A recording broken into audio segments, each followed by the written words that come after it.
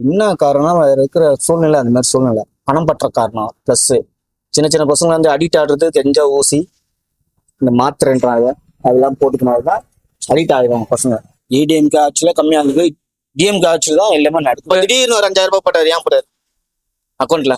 அந்த எலெக்ஷனுக்காக தான் அந்த 5000 ரூபாய் போட்டாரு. இது போடாம இருந்தா மக்கள் என்ன பண்ணிருப்பாங்க? இப்படிதான் தாவாங்க. இப்ப கூட எப்படியும் தாவாங்க. பணம்ன்றது பணம் தான்.